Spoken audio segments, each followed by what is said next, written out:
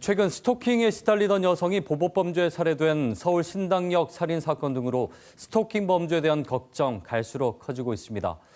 부산에서만 한 해에 2,000건이 넘는 신변 보호 요청이 쏟아지고 있다고 하는데요.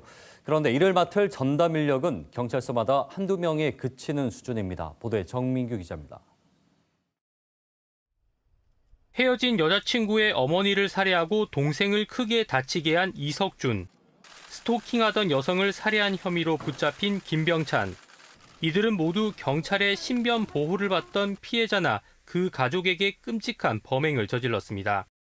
엄청 걱정 많이 하시죠. 특히 성폭력 피해 같은 경우에는 아는 사람한테 이제 피해를 받는 경우가 더 많기 때문에 그 사람들이 직장이나 아니면 집 같은 경우를 아는 경우가 대부분이거든요.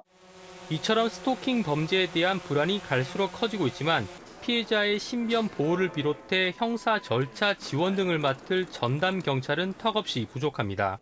부산경찰청에 접수된 신변 보호 조치는 2017년 621건이었던 것이 지난해에는 2,154건에 달했고 올해는 8월에 이미 1,800건이 넘었습니다.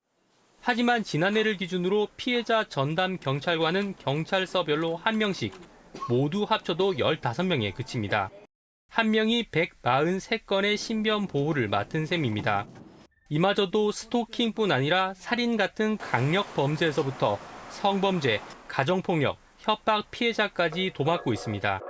인력을 보강한다고는 하지만 부산 전체 15개 경찰서에 올해 추가된 전담 경찰관은 7명뿐입니다. 전문가들은 경찰 내부의 인력 재배치가 먼저 이루어져야 한다고 지적합니다. 시대의 어떤 변화에 따라서 어떤 부분에 치안 수요가 급격히 증가하고 있고 또 어떤 부분은 치안 수요가 줄어들고 있는지를 파악을 해서 그런 치안 수요에 맞게 기능별, 부서별 인력 배치를 새롭게 해나가는. 또 장기적으로 예산을 마련하고 인력을 충원하는 것과 함께 담당 경찰관의 전문성도 확보해 나가야 할 때라고 강조합니다. KBS 뉴스 정민규입니다.